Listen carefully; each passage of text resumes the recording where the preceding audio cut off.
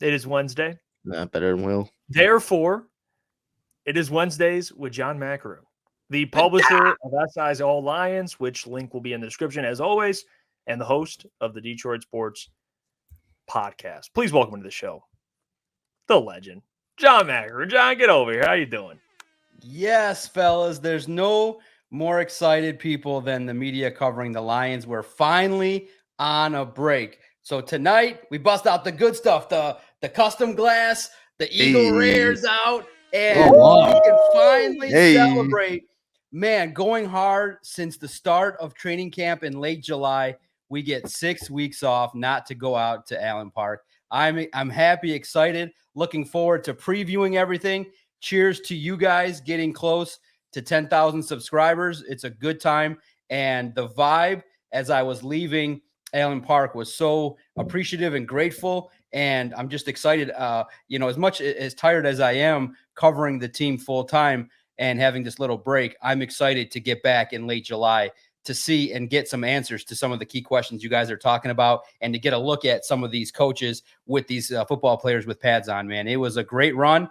And now we can finally take a look at deeply a lot of the things that were said by the position coaches, look at the roster and some roster battles, training camp. It'll be here in just the blink of an eye. So it's great.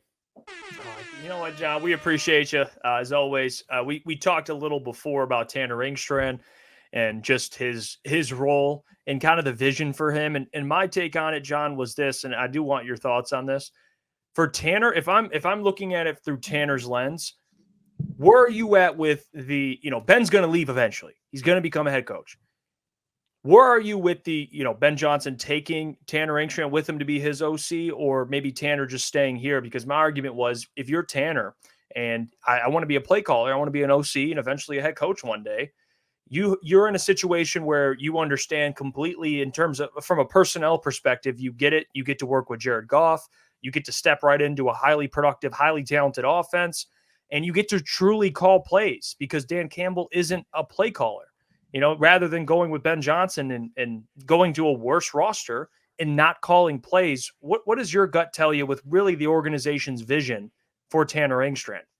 Yeah, absolutely. Well, first and foremost, little incorrect. Dan Campbell can call plays. Remember that he stripped Anthony Lynn of the play calling duties and called the plays. And that's when Amon-Ra emerged. When Anthony Lynn couldn't figure out, you got a gem of a rookie, and we can't just run, pass every single time. So Dan Campbell said, we can't handle that. And he just stripped Anthony Lynn of the play calling duties.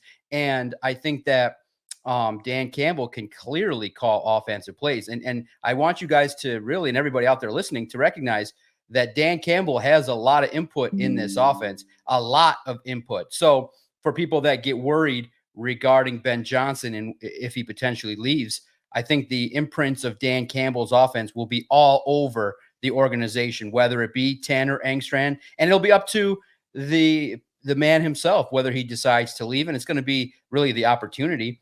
If he gets the opportunity, when you really look at it, if Tanner is wise, why would you leave? Because you look at the situation now, Amon-Ra St. Brown in the fold, Jamison Williams is still young, working hard to earn his contract. Jahmyr Gibbs, still a second-year player, and you recognize the offensive talent. You're poised for success. I think the pathway for Tanner to become an NFL head coach would be to stay and learn from Dan Campbell, who's learned from Sean Payton. And I just think that if you're Tanner Engstrand, yeah, maybe it's going to come down to the age-old dollars in regards to an opportunity. But if the Detroit Lions want a solid individual, very wise, Tanner Engstrand would be very wise to stay in Detroit. And I just think that you guys got a chance now to hear him. I just think over the times that we've had a chance to talk to him, very bright, has worked diligently in the passing game. And I just think he'd be a great replacement for Ben Johnson if that time comes. But I also think that, guys, if you're Ben Johnson and you're still young, you got the pick of the litter. I think that you don't leave unless maybe for two jobs, the Chiefs job or the Cowboys. That's it. You can stay. You're only 38 years old. I think that he said he's comfortable. He's enjoying winning. He's in a situation where he's learning extensively with Dan Campbell and the coaching staff. If you're Ben Johnson, I agree. I wouldn't rush to leave. Take an opportunity and get the pick of the litter. Get an opportunity where you get one of the best two jobs set up. because Ben Johnson put it out there. Honestly, he didn't want to take a job because he didn't want to get fired in 3 years. And I just think that Tanner Engstrand is a real solid opportunity, has a real solid chance to be the next offensive coordinator if Ben leaves, but it might not be in 25. It may be 1 year later. Real quick, Doc, what do you think about when you look over the situation in Buffalo right now with Sean McDermott, how they could possibly have a down year? Could you see Ben looking at Josh Allen and be like, yeah, I'll go ahead and try my shot there? Oof. Man, but they're in cap hell. They're selling. So that's going to take a minute to rebuild. I think Josh Allen, any quarterback with the talent of Josh Allen is intriguing. But at the same token, I think that if you're Ben Johnson and you're surveying the landscape, I think the road to the Super Bowl and championships is so much easier in the NFC. I think that Patrick Mahomes is going to be the thorn in every head coach's side for the next decade, just due to the fact he's ultra competitive and the talent that he has. I just think that if you're Ben Johnson, you don't try and battle Patrick Mahomes. You try and get the job and see if Andy Reid leaves with another Super Bowl win, you get that job and you ride off into the sunset with a couple wins off of the back of Patrick Mahomes. I think the Bills are always intriguing, but they've sold off pieces, and I think they're on the decline in the next couple years. Hey, good news. The Dallas job will be open after this year, so Mike McCarthy will be gone. So Ben Johnson potentially will take that one. Doc, I do want to ask you, though, end of mini camps now, finally, it's over until training camp. I just want to get from you kind of just simple question here. What's like the one thing here that you took out of the camp that either surprised you or we talked about this the other day, like going into training camp, like whether it's a player that stood out to you that no one's really talking about, or just a position group in general that you're excited to see that stood out a little bit here in mini camps heading into training camp? Yeah, man. First and foremost, clearly everybody sees the improvements on the defense, starting with clearly the rookies, Terrion Arnold and Ennis Rakestraw. I got a chance to finally see them in action a little bit more over the last couple OTAs and minicamp. But I just think that when you look at the units in general, I do think that the reserves along the offensive line have an opportunity to be real intriguing. We got a chance to talk to Colby Sorsdahl, and what an intriguing position he's in. He's tasked with learning a lot of positions along the offensive line, and he's going to be basically the Swiss Army knife, a guy that if somebody goes down could be plugged in at left guard, at right guard, and has an opportunity if one of the vets goes down to play this season. So to see the task that he has is going to be real interesting. A unit that surprised, I would say, you know what? A unit that's not really being talked about a lot is the linebackers. I thought the player that I think is going to get a lot of run and some coverage over the course of training camp is Mitchell Agude. I just thought that in the first team period, after you had an opportunity to kind of get things going, he would have sacked Hendon Hooker twice in back-to-back reps. I just thought that he was a player that just constantly made plays on special teams, was a hustler, somebody that was just all around the football, making plays every opportunity that we had. And so I looked at it and I said, okay, this is somebody we're going to pay attention to moving forward. I think the linebacking group as a whole, when you look at it, Alex Anzalone and the linebackers coach, Kelvin Shepard, said, you know what? Don't sleep on the vet. He said that Alex has a chance to have an all-pro season this year. And you recognize, you know what? He's a veteran that's had experience, and he kind of embodies what Detroit's about, maybe underlooked, underrated, undervalued, and now is a key leader, the linebacker wearing the green dot. He can have a real solid season mentoring Derek Barnes and Jack Campbell. Guys, if Jack Campbell does take that second-year leap and he's in his right comfortable position and he's great in coverage and has the opportunity to be that thumper and make a lot of tackles, boy, that linebacker group, and then you have maybe Derek Barnes, who every time we talk to him about pass rushing, he just lights up. He gets excited because that's what he did back in Purdue. So if he has his opportunity to be more in the comfortable spot that he needs to be in, you could have a linebacking core that could actually take a lot of significant strides forward. So that linebacking group didn't really get talked about. Maybe they're taking it a little bit personally that the cornerbacks and the defensive linemen are getting all the love and the safeties. So maybe the linebackers are a group that also takes a big stride forward this year too. Yeah. And Doc, we kind of spoke about it earlier. Gio had some struggles. Will you just give us some insight of what's going on with Gio and how he's progressing along? Yeah, absolutely. Well, it kind of stinks that the final play that we got to see was the offense at 4th and 1 trying to draw the defense offside, and the person that flinched is Gio. So look, it happens. and we had a chance to talk to Hank Fraley and along with 7 other position coaches. And he said, look, it's just a big, huge, significant leap forward playing at this level. And it's just that, and Hank Fraley really put it bluntly and succinctly. If Manu plants incorrectly or his footwork is just a millisecond off, if it's not perfect where it needs to be, the defensive lineman's going to be by him. And that's just how fast the competition is. Now, they're not wearing pads, but clearly Manu is learning the speed of the game. He's learning exactly, in my opinion, clearly run blocking is clearly his strength. He can push forward with massive strength. I saw him get his hands on the defensive linemen and push them back easily. Now, where he struggled a little bit was when he had to back up, backpedal, and set his feet, get in position as he was battling the defensive line. And Wingo got there, and other defensive linemen, man, their pass rush moves were slick. They were getting there. They were doing their thing. And so he's got to develop, and it's consistently. Now, of course, there were some reps that were positive, others that showcased that he's very raw. So, look, clearly it's safe to say at this point, Dan Campbell said it, and Dan Campbell is always honest, and it's clear. This is a redshirt year for Manu. It's about learning. It's about a player that they see with massive physical traits. I mean, the man stands out. When you guys go out there to training camp, you will have no problem spotting where Gio is along the offensive line. Most notably, probably he'll be at the left side, but he'll be all over the place learning. And for a young developmental player, it's just about, hey, when we put you at guard, learn to do this on this play and be proficient and be somebody that we can count on rep after rep after rep. And right now, that's not the case. And for basically, it's a rookie. It's a raw rookie learning. And yeah, it struggles, but it's expected when you have somebody that played in Canada. And that is totally different than playing collegiate ball even here in the States. So, Manu, look, I don't doubt based on his competitiveness, based on when he gets it. Look, he's got a whole year. Unless it's a catastrophe, I wouldn't expect him to play all that much out on the field in live game action. So he just got to learn the fundamentals of the game. And what better place to learn than under Hank Fraley? Yeah, and Doc, also a lot of conversation around the nickel position, who's playing in the slot. And they got a lot of guys that are versatile that can play. Amik Robertson obviously has the tools. Brian Branch played it last year. And there's, they're working Ennis Rakestraw into learning that position. In your eyes, who's the closest? And who do you think, at least it could be a prediction in your eyes, who ends up starting? Because it seems like Brian Branch is a guy that you just have to put out there. You can't take him off the field. But you also have Kirby and Iffy. How is it going to work in your eyes?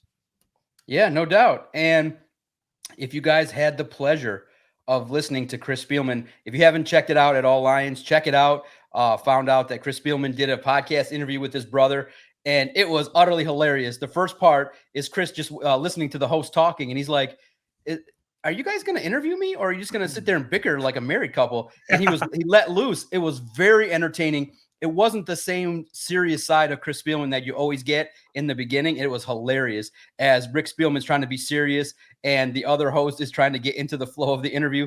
And Chris point blank goes, is the only reason why you guys have me on now is it's a slow time. So you guys need to talk ball. So you have me on. So he let loose a little bit, but he said something very interesting.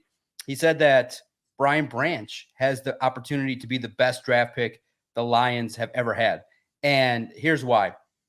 And Deshae Townsend, I believe, said the same thing in regards to the nickel spot is extremely challenging and demanding because they have to have the awareness of a linebacker, the tackling skills of a defensive back, and be aware of read and recognize every single play and being in the slot against shifty receivers. So that position, and you saw how proficient Brian Branch was. So that lends the belief that, wow, if they're already talking about how proficient he is now, and they think that he can also play safety, man, what an opportunity that we're not even talking all that much about Brian Branch, who they think could even do more and take another step up.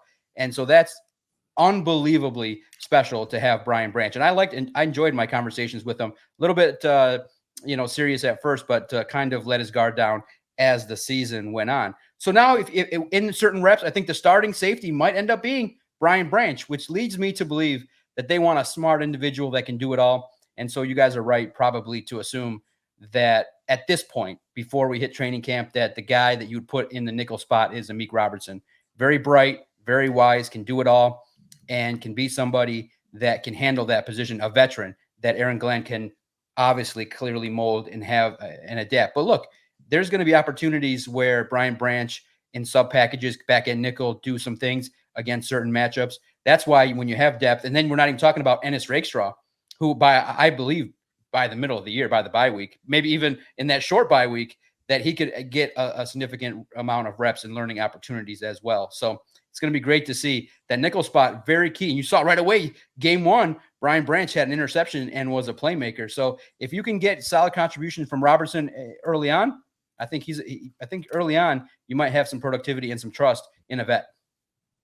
Love that. Hey, Doc, I want to ask you this. I asked you this last week about the wide receiver room, and it seems like within the last 7 days, it's been more of a conversation. And at least to me, listening to some of the positional coaches speak today, and then I know, shout out to you for asking after our show last week, you went and asked Dan Campbell about Donovan Peoples-Jones. I believe it was either Dan Campbell or Ben Johnson, but got that question in for us. And it seems like it's been more of a talking point, that this kind of wide receiver battle with DPJ, Antoine Green, and in this kind of like wide receiver 4 situation going on. And even Antoine Randall L mentioned it yesterday about how DPJ is in a battle right now, and like that spot is completely open. Have you noticed, like, since we talked to you last week on that and the Dan Campbell question, have you noticed anything changes on that, or what are your expectations now in training camp? Because at least to me, on the offensive side of the ball, that seems to be the number one question and the number one battle that's going to happen is this wide receiver room. And even Antoine Randall L said yesterday, he said that, I don't know if anyone caught it, but he mentioned, I'm sure you did, Doc, he said there's a lot of work to be done here still in this room. And he's like, I've got my work cut out for me. So that, thinking that originally that we had a good wide receiver room and leaving minicamp here, and yeah, we might have our work cut out for us here in this room, we still have some work to do and things to do. Does that worry you at all, or where do you think that wide receiver room goes? Because that worried me hearing that comment a little bit. Okay, so everybody's concerned and talking about the wide receivers. Should they go out and get another one? Should they target? Should they make the move for T. Higgins, who's disgruntled? Well, look. Here we go again, Doc. No, I'm going to say this.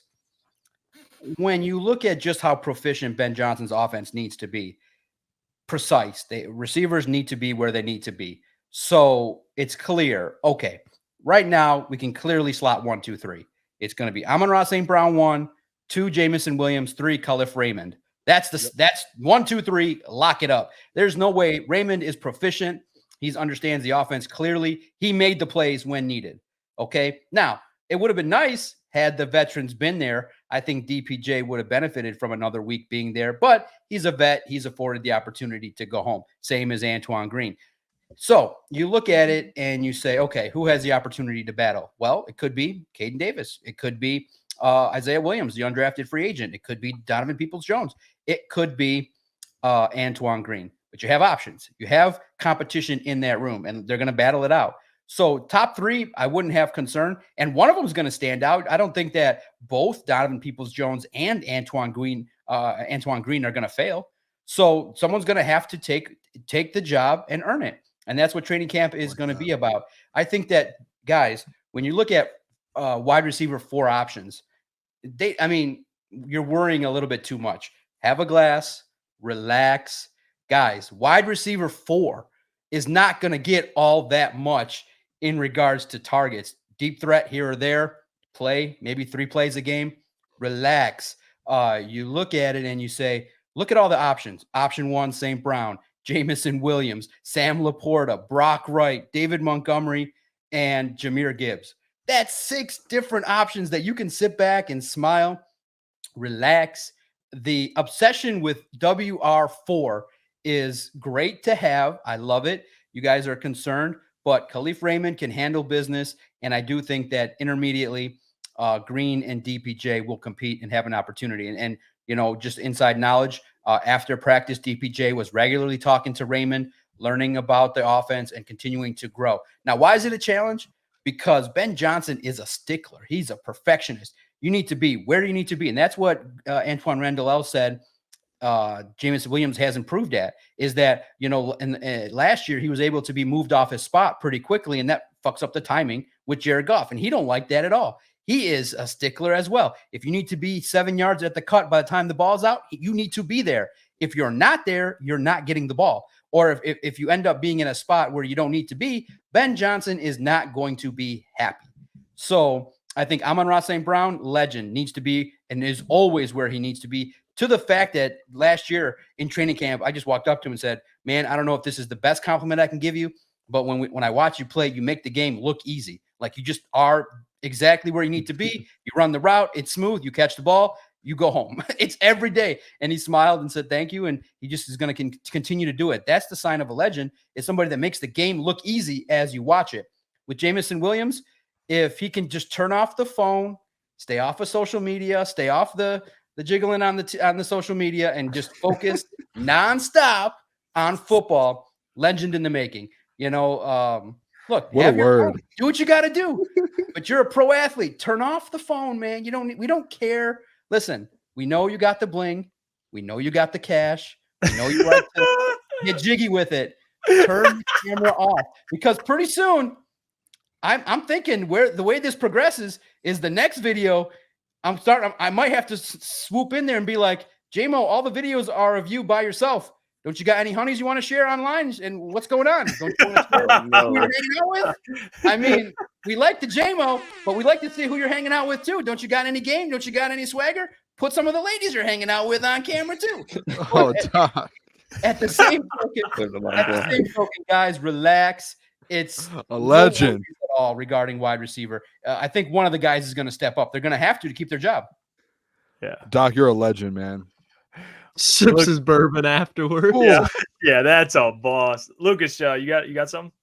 I sorry, was dealing with Wi-Fi issues there, but Doc, I told you that we're gonna start needing the weekly Vaki update. So, what did you get from Sion Vaki this week? Anything? Did he progress? Did he degress a little bit? What's the weekly Vaki update? I heard he was cooking, Doc. He was cooking. He got the intermediate route over the middle there, connected with Hooker, made a play. The guy's a pro. I just think that he understands that, look, the opportunity's there to compete with Craig Reynolds. It's going to be tough. I think clearly, though, that he's been told the pathway for him to play is going to be on special teams, and he's going to compete. He's going to have to make plays in the preseason in order to get that jump, because Craig Reynolds understands everything, is a couple years ahead. And I think the coaching staff, in order to take someone's job, you got to be clearly the best option. So for Vaki, great opportunity for him to learn.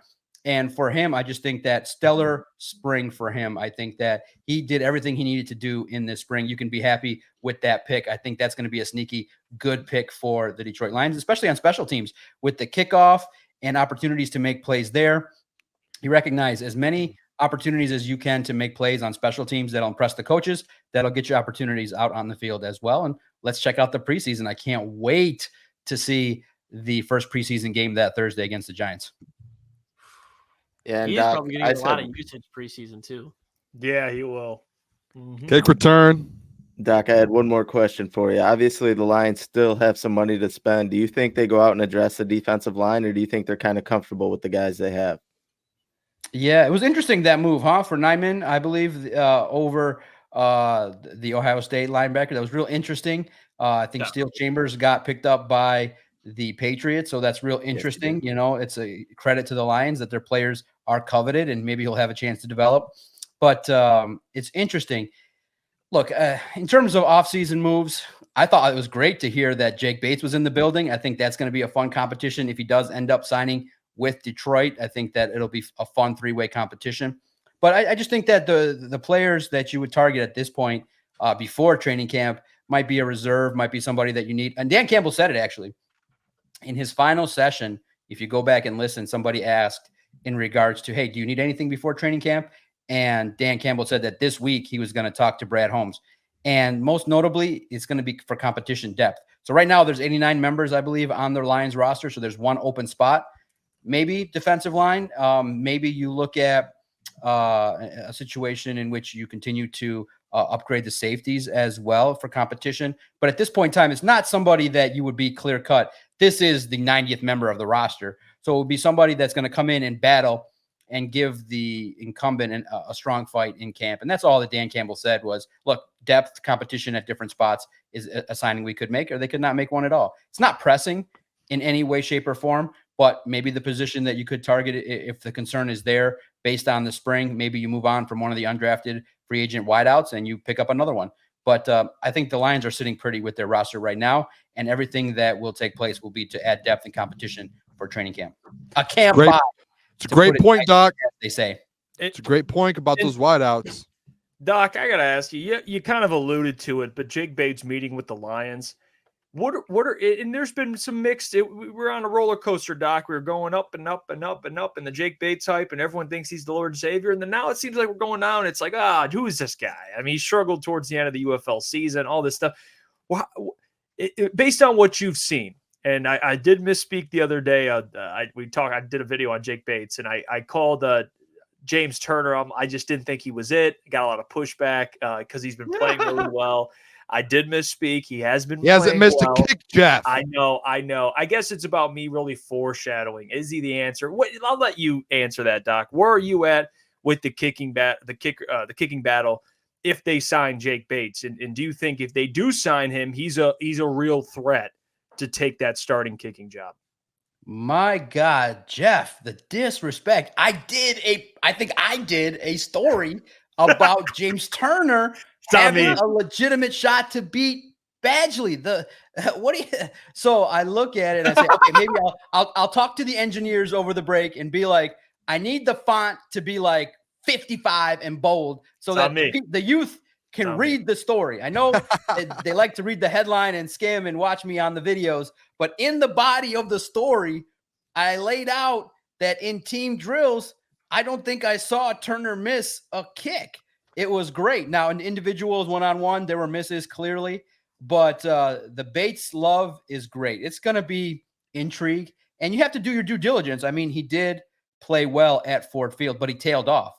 And, man, first and foremost, you guys went out there and fucking jinxed the Panthers. They had a lead and fucking couldn't close. What an embarrassing end to their season. I finally tuned into a game. They got a lead, and in the playoffs, no less, they couldn't close the deal. I was like, oh my God, what a shitty ending to their year. And then you got Bates, who throughout the beginning of the UFL season made a name for himself.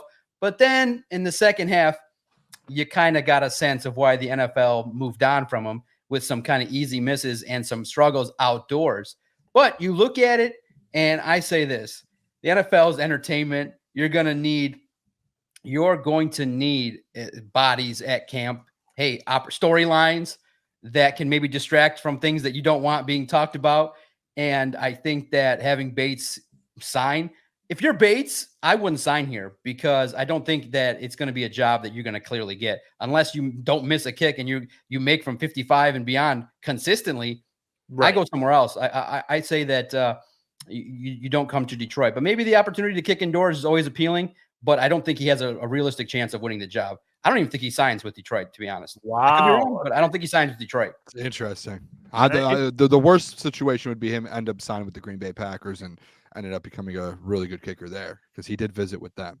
Hey, but you know what, Booner? You know what? That's on me because James Turner, that's on me. That's on me. Doc, we did talk about this, and I think we even had the conversation with you about how great James Turner's been. So that's that. I'm taking accountability. That's with the hours and hours of doing this. Yeah, I'm going to misspeak. So that's on me. That's on me. I'll take accountability. We all run into that. I do that all the time. Excuses, Iafrate. It does. Excuses, Iafrate.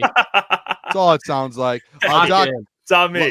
It's on me. Last question for you here, Doc. Here today, I want to bring this up because yesterday on the show, and I think I was the first one in the whole city, and maybe the first person in the country and the world to put my flag on this. But I made the statement yesterday that I do believe that Aiden Hutchinson this year will win Defensive Player of the Year. I've been hearing, and it sounds like, and you can confirm this potentially, being that you've seen practices, and I know it's minicamp and OTAs. We know what Aiden Hutchinson can do with pads on. But from what it sounds like in Terrell Williams speaking to the media, it sounds like he's taken an even bigger step, and he's taken a step to where a guy like him, the way he played last year to end the season, basically the 6-game stretch to end the year, 1 sack a game essentially, for him to take a step forward, that's essentially being an all-pro defensive edge rusher, a premier edge rusher in the NFL, and compete for a Defensive Player of the Year. And it sounds like he so far has taken that step this offseason, and he just keeps growing and growing and growing and getting better. Where do you kind of stand on that? You were at Allen Park the last couple of weeks. Am I crazy for planting the flag and being the very first one on the scene to say, watch out for this Defensive Player of the Year campaign from Aiden Hutchinson, or am I spot on with this one? Where would you say I stand on that one? Yeah, well, I'll say this. I think clearly Aiden Hutchinson, the 89th member of the Lions that you love and adore. So good on you. I think that Aiden Hutchinson is easy to root for. First and foremost, he let it loose that he's starting a podcast. So that's great. He wants to get into the entertainment game and he wants to have some fun, do some interviews. I heard whispers based on online chatter. And so after a practice, after everybody was done, I'm like, hey, are you starting a podcast? And he's like, yeah. I said, I'll be listening, and it'll be great to have his insights.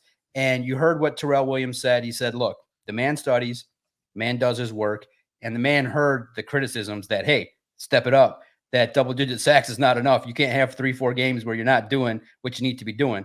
But I think that experience in and of itself, where he had a good year, double-digit sacks is not easy, but you're paid and your expectation is to have 15 sacks and dominate. And look, Terrell Williams was point blank asked by a columnist, hey, can a player kind of single-handedly carry a defensive line? And Terrell Williams said, I don't think so, that you got to have help. You got to have opportunities to do some things, and you got to have help. So to be able to have success, I think that, yes, Aiden Hutchinson has the capabilities to be able to have a big year, 15 sacks, has the opportunity, like you said, to win big awards. The man works. He's competitive and he wants to be great.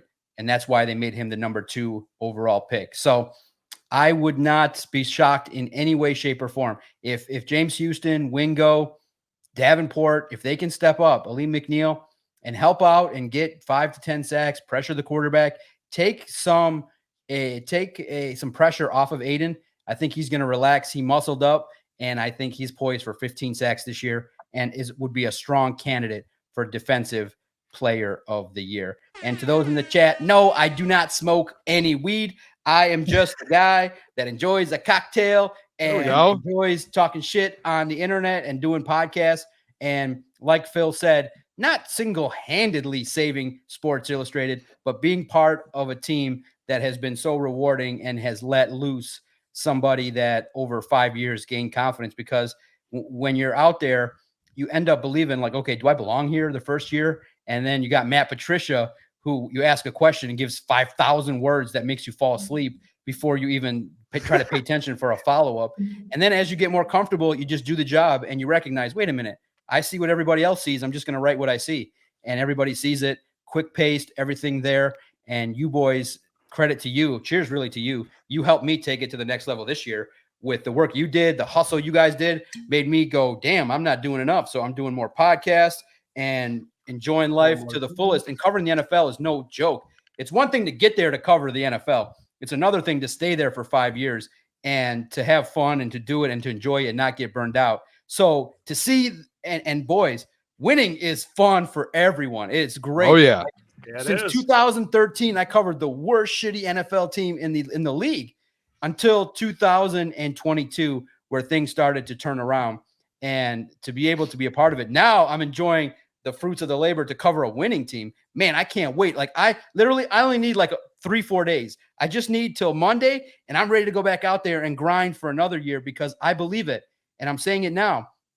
The biggest takeaway I had on the video podcast that I recorded that night, I feel like I'm watching a Super Bowl team. I feel it. I feel like I saw the planting of the seed of a Super Bowl team. And I could be in fantasy land and I could be eagle reared up at the moment. I could be loving all the hype, but at the same token, it's hype season. Why not enjoy it? Why not actually believe in the fairy tale that this football team can go out there, win 13 games, compete at the highest level? And literally, if you believe in fairy tales, Dan Campbell hoisting the Lombardi Trophy in New Orleans with Aaron Glenn, fairy tale ending. And I'd have an opportunity, like I said, I'd have an opportunity to be there and send reports back to you guys. I would literally be there sending reports to one of my favorite podcasts out there. And I just, like I said, I really believed. And maybe, like I said, it's romanticism and I'm believing all the stuff that you guys keep saying as well. But I truly believe I saw the competitive nature, the grind, the grit, the pissed off team that is like, wait a minute, we choked away a Super Bowl. And now if you get that back, I just love the line. I thought the line of, and I hope it happens, the line of camp was Aleem McNeil. He said, when DJ Reader's next to me, I see destruction. Boys, this could be a year of destruction for the league, and everybody's put on notice. Dan Campbell's squad's coming to kick your ass and smile on your face and enjoy it. Doc, I just want to confirm, because you just went off there for a second. I just want to confirm. I want to confirm one thing. It sounds like, and fellas, correct me if I'm wrong. I'm looking the wrong way. Correct me if I'm wrong. It sounds like I have officially received an endorsement from the one, the only John Maakaron for the Booner Path to go win a Super Bowl. And not even just that, but he has endorsed the idea now, another path on this Booner Path, Aiden Hutchinson to win the Defensive Player of the Year. It's not like I got a double endorsement here from That's the impressive. legend. John, He doesn't give those out, make a list of people with endorsements, and I will tell you what, a name that's on there is Herman Moore. He is an endorsement of the Booner Path. You are now right underneath Herman Moore. John Maakaron. Hutch Path has officially been kicked off. Hutch 2024 for Defensive Player of the Year. And everybody, I really think this has the chance. Like literally, Jahmyr Gibbs, breakout year. St. Brown, breakout year again. Reliable. Sam Laporta, maybe in the conversation with Kelsey Laporta. You look at Jamison Williams, maybe just takes that next step forward. That offense is going to be lethal. Now you got Hutchinson sacking the quarterback. You got DJ Reader, Aleem McNeil stuffing the run. You get Broderick Martin in there getting some spot opportunities to cause havoc, make some key plays. There's a lot of positivity that's not blowing smoke. And I know all the headlines. Aiden Hutchinson looks great. This guy's the best shape of his life. I know all those headlines. I try not to write them, but I have an affiliation with a paper, so I do want to send quality headlines to a newspaper. But I look at it and I say, good idea. Yeah, the hype is real, but it's believable this year. The Booner Path is not just a fan, it's real. I think the opportunity is there for opportunities for this football team to have a lot of all-pros, a lot of Pro Bowlers, a lot of accolades, and maybe even if Tyler doesn't believe the award is realistic, maybe the most realistic award is Dan Campbell Coach of the Year. Wow. I did think, Doc, I did say with the Defensive Player of the Year thing, a lot of that does come down to, like you saw, I explained it yesterday, it comes down to narrative, essentially. Like, does the news and does the media take a hold of it, and essentially, like, who is leading in the narrative? Yeah, you have to have the stats, but you saw Myles Garrett played great the first half of the year. The narrative got written instantly in the media that he's the Defensive Player of the Year, and then struggled down the stretch, but still won it. And that was my point yesterday, was I will be the one, and I started the campaign yesterday, that I will push the Aiden Hutchinson propaganda. And it started yesterday, Doc, and now today through you, we are pushing the Aiden Hutchinson propaganda into week 1 when he sacks Matthew Stafford 2 times on Sunday Night Football, and everyone will be talking about Defensive Player of the Year. And that's when the narrative of him winning it starts, and you do not, it just keeps going from there. Okay, Booner, are you sure you're the one that deserves the credit? I thought I heard the Spenny Path get there first. Are you sure that you got it first? Are you sure that you got it first? Don't do that. Don't do this to me, Doc. This is blasphemous. That is blasphemous. Because you know what, Doc? No, we'll get into this real quick. I love you, but the Spenny Path. The reason the Booner Path got made to go to the NFC Championship game was because the heavyweights and Spenny, they said the season was over at the trade deadline, and someone had to tell them and look them in their eyes and say, listen, you guys are dead wrong. You don't know what you're like. No, they do know what they're talking about, but with this, when it comes to this, you don't know what's going on.